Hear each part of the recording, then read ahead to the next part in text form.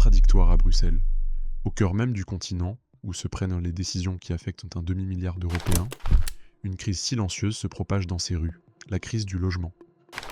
La capitale de l'Europe, symbole de stabilité, de prospérité et de cohésion, est devenue une ville où vivre devient de plus en plus inaccessible, surtout pour les Belges eux-mêmes. Partie 1. Le paradoxe belge, la capitale de l'Europe sans logement pour les Européens. Pendant des décennies, Bruxelles a été présentée comme le laboratoire urbain du projet européen. Une ville où diplomatie, politique et administration étaient étroitement liées à la protection sociale. Les institutions de l'Union européenne, le siège de l'OTIN et des dizaines d'organisations internationales y sont concentrées. Plus de 40 000 fonctionnaires et diplomates y vivent, travaillent ou y transitent chaque jour. Pourtant, cette présence, loin d'être une garantie de prospérité partagée, a contribué à un paradoxe que peu de gens anticipaient. La croissance institutionnelle a alimenté un marché immobilier qui a évincé les résidents locaux. Au cours de la dernière décennie, les prix de l'immobilier à Bruxelles ont augmenté de plus de 30%, tandis que les salaires ont à peine progressé de 10%. Les conséquences sont visibles dans tous les quartiers. Jeunes actifs, familles de la classe moyenne et même fonctionnaires sont contraints de quitter la couronne urbaine. Être propriétaire, autrefois symbole du bien-être belge, est devenu un luxe réservé aux personnes disposant de revenus élevés ou de contrats stables au sein de l'appareil européen. Ce qui représente la capitale du continent pour certains est devenu un territoire interdit pour d'autres. Bruxelles n'a jamais été une ville bon marché, mais sa récente transformation dépasse les cycles économiques. Il s'agit d'un changement structurel. L'essor démographique, porté par l'immigration intra- et extra-européenne, a profondément bouleversé l'équilibre urbain. Entre 2000 et 2020, la population bruxelloise a augmenté de près de 30%, une hausse sans précédent dans l'histoire moderne de la Belgique. De nouveaux résidents sont arrivés d'Europe de l'Est, du Maghreb et d'Afrique francophone, attirés par le dynamisme économique et les opportunités d'emploi offertes par la capitale européenne. Mais l'expansion du marché immobilier n'a pas suivi cette croissance. Conséquence, une pression sans précédent sur le parc immobilier, avec des loyers en forte hausse et une offre publique stagnante. À première vue, la ville conserve son élégance bourgeoise. Larges avenues, art nouveau, façades modernistes, parcs soignés. Pourtant, à quelques stations de métro du Parlement européen, Bruxelles se dévoile sous un autre jour. Un Bruxelles où les appartements sont divisés en minuscules pièces, où des familles entières partagent un unique salon transformé en chambre, et où les plafonds laissent encore apparaître les fissures dues à l'abandon urbain. Molenbeek, Anderlecht, Schaerbeek, des noms qui, pendant des années, ont été synonymes de classe ouvrière, sont aujourd'hui associés à la précarité et à la marginalisation. Le contraste est si frappant qu'on pourrait croire à un documentaire. Des fonctionnaires aux salaires à 6 chiffres traversent chaque matin des quartiers où les loyers absorbent plus de la moitié du salaire moyen. Mais le phénomène va au-delà des inégalités économiques. Bruxelles incarne, sur son territoire, le fossé entre l'Europe institutionnelle et l'Europe réelle. La capitale, qui accueille des débats sur la cohésion sociale, l'intégration et les droits fondamentaux, ne garantit pas le plus élémentaire de tous, le droit à un logement décent. La ville, en théorie, était censée être un modèle de coexistence post-nationale. En pratique, c'est une mosaïque de réalités déconnectées. Dans les quartiers de la bulle européenne, l'anglais et le français dominent. En périphérie, l'arabe, le turc et le néerlandais se mêlent à des dizaines de langues. Ce qui apparaît sur les cartes comme une seule métropole, dans la vie quotidienne, se résume à deux mondes parallèles qui se touchent à peine. Cette fracture a une cause principale, la manière dont le logement est géré et compris.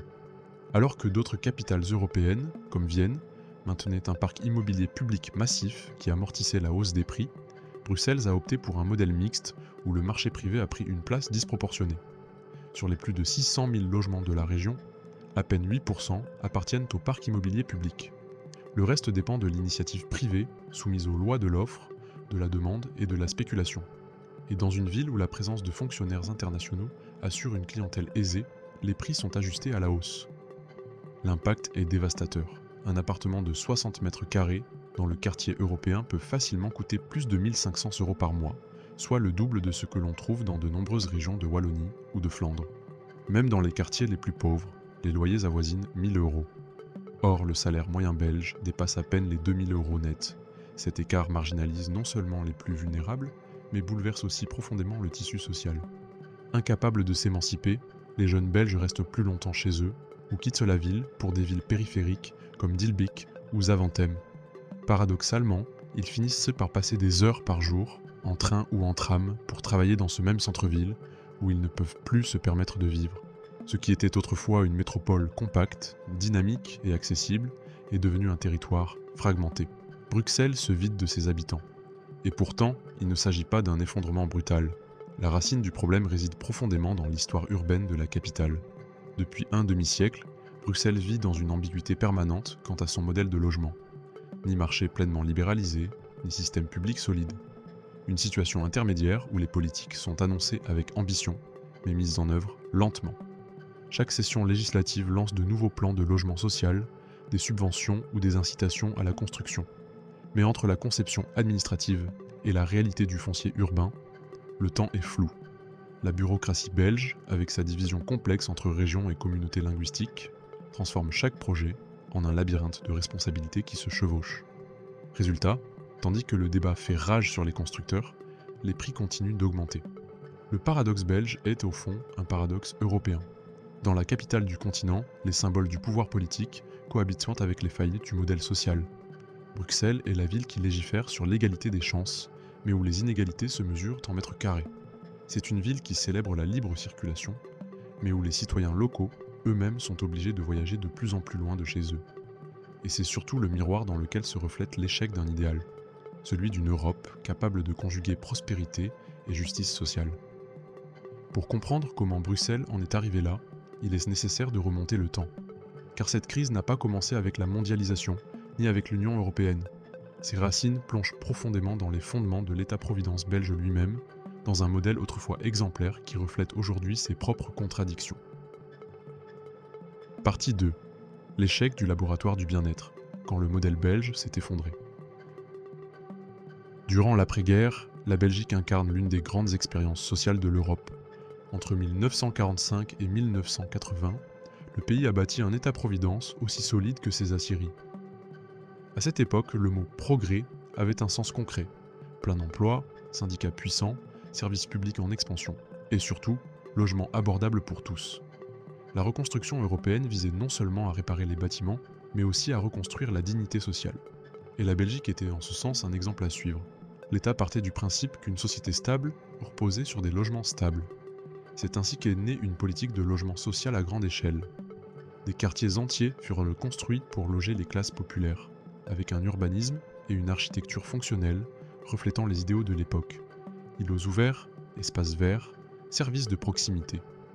À Bruxelles, des projets tels que Cité Modèle, à Cité de la Roue. Ils symbolisèrent la confiance dans la planification publique. À cette époque, l'État ne se limitait pas à réguler le marché. Il le remplaçait lorsque cela était nécessaire. Cet essor coïncida avec l'âge d'or de l'industrie belge.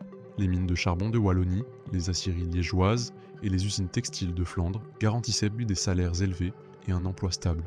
Les richesses affluèrent et les dépenses publiques augmentèrent. Entre 1950 et 1970, la Belgique construisit des dizaines de milliers de logements sociaux, réglementa les prix des loyers et consolida un système de subventions garantissant que presque personne ne fût exclu du marché. Le logement n'était pas une marchandise, c'était un droit.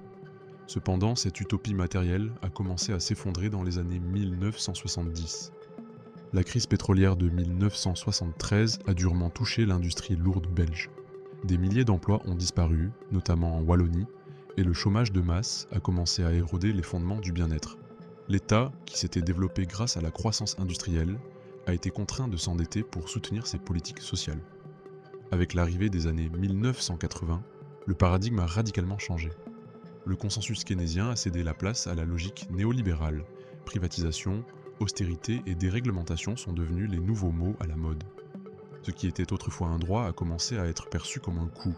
À Bruxelles, ce glissement s'est traduit par un abandon progressif du logement social. Les grands complexes sociaux, symboles de progrès, commencèrent à se dégrader. Le manque d'entretien, la stigmatisation et l'exode rural des classes moyennes transformèrent ces espaces en ghettos urbains. Parallèlement, le centre-ville commença à prendre de la valeur. La libéralisation foncière et l'arrivée de capitaux privés favorisèrent une gentrification précoce. D'anciens quartiers ouvriers furent transformés en zones commerciales et de bureaux, déplaçant leurs anciens habitants. Le laboratoire du bien-être s'est peu à peu transformé en expérience de marché. Mais tous les nouveaux bruxellois n'ont pas été expulsés. Certains sont arrivés précisément pour combler le vide laissé par ceux qui étaient partis. Durant les années 1970 et 1980, la Belgique a encouragé l'immigration de main-d'œuvre en provenance du Maroc, de Turquie et d'autres pays du Sud, afin de pallier la pénurie de main-d'œuvre dans l'industrie. Des milliers de travailleurs sont arrivés avec des contrats temporaires, mais sont restés définitivement lorsque le système a dû stabiliser sa main-d'œuvre. Lorsque les usines ont fermé, ces mêmes travailleurs et leurs familles se sont retrouvés piégés dans les quartiers ouvriers abandonnés, sans emploi ni alternative. Ainsi est née la nouvelle périphérie bruxelloise, une périphérie d'origine étrangère, déconnectée de la prospérité antérieure. Molenbeek, Schaerbeek, Forest et Sint-Josse sont devenus les épicentres de cette transformation. Les anciens quartiers ouvriers belges ont accueilli des communautés immigrées, marginalisées du marché formel. Alors que les prix de l'immobilier flambaient dans les quartiers les plus centraux, les familles à faible revenu se sont réfugiées dans les quartiers les plus délabrés, où les logements étaient moins chers mais aussi plus précaires. Dans ces mêmes rues, les parcs publics ont commencé à décliner. Les bâtiments se sont détériorés faute d'entretien, les programmes de rénovation ont été abandonnés et les autorités régionales se sont disputées et n'ont pas réussi à s'entendre sur le financement. Au début des années 1990, Bruxelles avait déjà perdu l'équilibre entre le bien-être et le marché. Le nouveau modèle économique a privilégié l'investissement et la rentabilité. La construction publique s'est quasiment arrêtée. Entre 1990 et 2010, alors que la population augmentait régulièrement, le nombre de logements sociaux a à peine progressé de 5%. En revanche, le parc immobilier privé, porté par les promoteurs et les fonds immobiliers, s'est multiplié. Les inégalités résidentielles deviennent structurelles, l'accès au logement cesse de dépendre de l'effort individuel et commence à dépendre de l'origine, du niveau d'éducation et du type d'emploi. Les données l'illustrent clairement. Aujourd'hui, près de 40% des ménages bruxellois vivent d'une forme de subvention ou d'aide publique, qu'il s'agisse de chômage, de revenu minimum ou de logement. Mais le système ne parvient pas à compenser les différences. Le loyer moyen à Bruxelles dépasse 1 200 €, alors que le revenu moyen des ménages les plus modestes est d'environ 1 700 €. L'effort financier dépasse largement le seuil de 30% considéré comme durable. Parallèlement, le parc public couvre à peine 8 familles sur 100, laissant des dizaines de milliers de personnes sur des listes d'attente qui s'étendent sur des années. Le contraste avec les autres capitales européennes est révélateur. Vienne, d'une taille similaire à Bruxelles, conserve 40% de son parc immobilier sous contrôle public ou coopératif, ce qui lui a permis de contenir les prix et d'assurer la mixité sociale. À Paris et Amsterdam, les autorités locales appliquent des politiques réglementaires plus agressives et limitent la spéculation en centre-ville. À Bruxelles, en revanche, la fragmentation institutionnelle, avec 3 régions, plusieurs communes et des compétences qui se chevauchent, rend toute stratégie cohérente difficile. Chaque niveau de gouvernement élabore son propre plan de logement, mais aucun ne parvient à le coordonner à l'échelle métropolitaine. Le résultat est un modèle qui combine le pire des deux mondes. Une bureaucratie dense, sans l'efficacité de l'État, et un marché libre sans les corrections du secteur public. Bruxelles devint une plateforme où les décisions urbaines furent diluées entre les institutions. Tandis que la Flandre et la Wallonie promouvaient leur propre politique, la région de Bruxelles et Capitale était prise en étau entre des intérêts divergents. Les partis flamands craignirent de financer un système qui bénéficiait à une population majoritairement francophone, tandis que les partis francophones défendaient leur autonomie en matière sociale. Le logement devint ainsi un champ politique plutôt qu'une priorité humaine. Cette paralysie a eu un prix. La ville a cessé de construire des logements sociaux au moment même où elle en avait le plus besoin. L'afflux massif d'immigrants post-industriels, l'envolée des prix fonciers et la spéculation immobilière ont créé un cercle vicieux. Plus la demande augmentait, plus il devenait rentable d'entretenir la pénurie. Les fonds d'investissement internationaux ont découvert que Bruxelles offrait un marché sûr et en constante expansion grâce à sa présence institutionnelle. Les bâtiments anciens ont été achetés, rénovés et loués à des prix toujours plus élevés à des fonctionnaires, des diplomates ou des expatriés. La conséquence fut dévastatrice. Le logement cessa de remplir une fonction sociale et devint un actif financier. Sur le plan symbolique, Bruxelles a perdu plus que son équilibre économique. Elle a perdu son identité. L'idéal d'une ville cohésive, où les ouvriers vivaient à proximité de leur lieu de travail et où les fonctionnaires partageaient l'espace avec les commerçants, a disparu. À sa place, une métropole segmentée a émergé, avec des quartiers exclusifs et des périphéries délaissées. Les quartiers qui, dans les années 1950, représentaient la prospérité de l'État-providence, comptent aujourd'hui parmi les plus pauvres d'Europe occidentale. Le taux de pauvreté en région de Bruxelles-Capitale dépasse 30%, tandis qu'en Flandre, il atteint à peine 10%, c'est-à-dire une différence de 3 à 1 au sein d'un même pays. Le point culminant de cette histoire est atteint lorsque l'on observe le paradoxe dans sa forme la plus extrême. Bruxelles, l'épicentre politique de l'Union européenne, a cessé d'investir dans le logement social au moment même où la plus grande partie de la population avait besoin d'un abri. Alors que le discours européen promouvait la cohésion territoriale et l'égalité des chances, la capitale du projet elle-même est devenue un exemple de ségrégation urbaine. Et le prix n'était pas seulement économique, la perte du tissu social a érodé la confiance collective. Les générations qui ont grandi dans les quartiers populaires des années 1950 ne reconnaissaient plus leur ville. Le sentiment d'appartenance, moteur fondamental du modèle belge, s'est dilué. Au début du XXIe siècle, Bruxelles était déjà une ville divisée en 3 dimensions: sociale, spatiale et symbolique. Sociale, car l'écart de revenus divisait les habitants entre ceux qui pouvaient se permettre d'acheter et ceux qui survivaient grâce aux subventions. Spatiale, car les quartiers étaient spécialisés en fonction des revenus et de l'origine ethnique. Et symbolique, car la ville qui était censée représenter l'union de l'Europe incarnait en réalité sa fragmentation. Le laboratoire du bien-être, autrefois source de fierté nationale, est devenu un avertissement pour toute l'Europe. Même les systèmes les plus robustes peuvent s'effondrer lorsque le marché et la politique cessent de servir les citoyens. Et tandis que d'autres capitales apprenaient à réinventer leur modèle, Bruxelles restait coincée entre nostalgie du passé et paralysie institutionnelle. Au fait, n'oubliez pas de vous abonner si vous avez aimé la vidéo, de laisser un j'aime et un commentaire. Je vous lirai avec plaisir. Partie 3. La nouvelle lutte pour la ville, Bruxelles entre marché et identité. Bruxelles est aujourd'hui une ville divisée. À un extrême, les éminences grises, députés européens, fonctionnaires, conseillers, diplomates et consultants vivant dans la bulle institutionnelle, avec des salaires largement supérieurs à la moyenne nationale. À l'autre, le vrai Bruxelles, les Bruxellois, dont beaucoup sont nés ici, peinant à payer un loyer qui engloutit la moitié, voire plus de leurs revenus. Entre les deux mondes s'étend un gouffre invisible, mais toujours plus grand. Les institutions européennes, censées consolider le prestige de la capitale, sont devenues, à leur insu, le moteur de ces inégalités. La présence de dizaines de milliers de salariés bien rémunérés génère une demande de logements haut de gamme que le marché local ne peut absorber sans en augmenter les prix. Les quartiers proches du quartier européen, Ixelles, Etterbeek, Saint-Gilles, sont devenus des enclaves pour les expatriés. Les agents immobiliers les commercialisent en anglais ou en français, avec des prix exprimés en euros et en livres sterling, ignorant totalement le public local. Une étude de l'Observatoire du logement de Bruxelles estime que l'impact direct de la bulle européenne fait grimper les prix d'environ 15% dans les quartiers les plus proches. Mais l'effet domino s'étend à toute la ville. Le phénomène est clair. Les fonctionnaires européens vivent et consomment à Bruxelles, mais ils y ont rarement leur place. Ils arrivent avec des contrats temporaires, des revenus bien supérieurs à ceux du travailleur moyen et des avantages fiscaux qui les protègent moins de l'inflation. Leur présence stabilise l'économie locale, mais déforme la structure sociale. Les cafés regorgent d'anglophones, les supermarchés proposent des produits internationaux, et les loyers sont payés d'avance en espèces, ou par l'intermédiaire d'agences privées.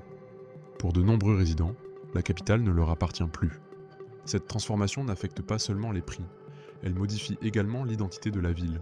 Bruxelles, historiquement pont entre la Flandre et la Wallonie, entre le français et le néerlandais, entre la bourgeoisie et le prolétariat, s'efface sous un vernis cosmopolite, en apparence homogène, mais qui dissimule une profonde fragmentation. Le mélange linguistique, symbole de la richesse culturelle de la Belgique, devient aujourd'hui une barrière sociale. La ville est européenne, certes, mais chaque groupe vit dans sa propre langue, dans son propre quartier, dans son propre écosystème économique. Pendant ce temps, le gouvernement régional tente de réagir. Ces dernières années, des plans ambitieux de revitalisation des parcs publics ont été approuvés. Des projets tels que Plan de logement 2020 à 2030, ils promettent des milliers de nouveaux logements sociaux, des rénovations et des mesures pour freiner la spéculation. Cependant, les résultats sont décevants. La bureaucratie, les conflits fonciers et le manque de coordination entre les municipalités ralentissent en chaque étape. Le prix du foncier urbain à Bruxelles a quadruplé depuis 2000 et les terrains disponibles sont rares. Dans une petite région densément bâtie, entourée de frontières administratives rigides, chaque mètre carré est disputé entre intérêts publics et privés. Les collectivités locales ne peuvent rivaliser avec les capitaux étrangers, qui achètent des bâtiments entiers pour des locations temporaires ou professionnelles. À cela s'ajoute un phénomène mondial que Bruxelles n'a pas su contrôler, La montée en puissance d'Airbnb, l'investissement international dans le logement. La ville, attrayante par sa situation géographique et sa stabilité institutionnelle, est devenue une destination prisée des investisseurs immobiliers. Les fonds et les particuliers étrangers achètent des biens immobiliers non pas pour y vivre, mais pour réaliser des profits à court terme.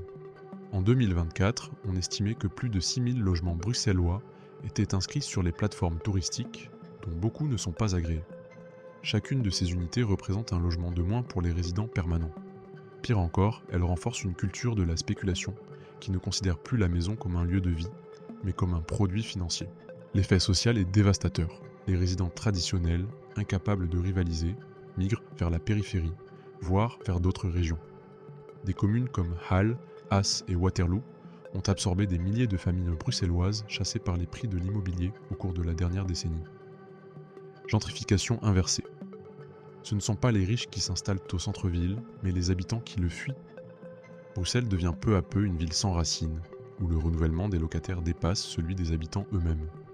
Cette tendance menace de vider la ville de son identité originelle. Ce qui était autrefois un centre humain, riche de contrastes et d'histoires, se transforme en un espace fonctionnel pour les institutions et les entreprises. L'urbanisme répond davantage aux besoins du capital qu'à ceux de la communauté. Les commerces de proximité ferment, les marchés traditionnels sont remplacés par des cafés de coworking et les espaces publics perdent leur fonction sociale. Le quotidien des Bruxellois se déplace vers la périphérie, laissant derrière lui un centre administratif qui vibre au rythme des bureaux. Le gouvernement régional a tenté d'endiguer cette tendance en réglementant les locations et en aidant à l'achat, mais les résultats ont été limités. L'indexation automatique des contrats de location, une mesure destinée à protéger les propriétaires de l'inflation, a fini par pénaliser les locataires. Chaque augmentation de l'indice des prix est directement répercutée sur le loyer mensuel. À cela s'ajoute la pénurie de logements neufs. Ces dernières années, Bruxelles a construit moins de 3000 logements par an, un chiffre insuffisant pour compenser la croissance démographique. Et même lorsque de grands projets sont annoncés, beaucoup restent paralysés par le labyrinthe administratif de la capitale belge. 19 communes, 3 langues officielles et de multiples niveaux de compétences qui transforment chaque processus en parcours du combattant. Parallèlement, les tensions culturelles et sociales s'intensifient. Les classes moyennes belges, notamment flamandes, perçoivent Bruxelles comme une ville de plus en plus étrangère, associée à l'immigration, au chômage et à l'insécurité. Nombre d'entre elles choisissent de s'installer en Flandre ou en Wallonie, où le logement est moins cher et l'environnement plus homogène. Cette fuite renforce le cercle vicieux. Moins de résidents signifie moins de pression politique pour changer les choses. Bruxelles devient peu à peu une capitale sans citoyens, une zone de transit où vivre est perçu comme une escale temporaire. Le dilemme est existentiel. Une ville peut-elle rester le cœur politique de l'Europe si elle bat de plus en plus au rythme du marché ? Peut-elle représenter l'idéal européen de cohésion lorsque ses propres citoyens n'ont pas les moyens de garder un toit au-dessus de leur tête ? La réponse n'est pas simple. Certains économistes affirment que Bruxelles est victime de son succès. Une capitale internationale attire capitaux, investissements et talents, et ces facteurs rendent inévitablement la région plus chère. D'autres, en revanche, mettent en garde contre un échec politique et non économique. Un exemple de la façon dont les institutions européennes peuvent coexister avec les inégalités sans intervenir. Le paradoxe belge est, au fond, un paradoxe continental. Le modèle européen se targue d'une prospérité collective, mais son centre géographique se vide de ses citoyens. Mais tout n'est pas perdu. Bruxelles demeure un laboratoire potentiel, un espace où l'histoire peut être réécrite. Ces dernières années, des coopératives d'habitation et des projets de logement ont vu le jour point, cohabitation sociale et des mouvements de quartier réclament la restauration du droit à la ville. La région a commencé à débattre de mesures plus énergiques, taxes sur les logements vacants, encadrement des loyers et plans de réhabilitation écologique. Bien que modestes, ces efforts révèlent qu'une partie de la société bruxelloise refuse d'accepter son destin de simple arène de pouvoir. Toutefois, les solutions structurelles nécessitent quelque chose de plus profond, un changement de paradigme. Bruxelles doit redéfinir ce que signifie être la capitale de l'Europe. Il ne suffit pas d'héberger des institutions si elle ne peut pas offrir un logement à ceux qui contribuent à sa vie quotidienne. Enseignants, personnel de santé, employés des transports et petites entreprises. La politique du logement, reléguée depuis des décennies, doit à nouveau être au cœur du débat. Car une ville sans logement abordable n'est pas une ville dynamique, c'est un cadre institutionnel. Si vous souhaitez comprendre pourquoi l'Europe institutionnelle s'éloigne de plus en plus de l'Europe réelle, s'abonnez. Ce n'est que le début d'une série qui révélera comment le projet européen se fragmente de l'intérieur.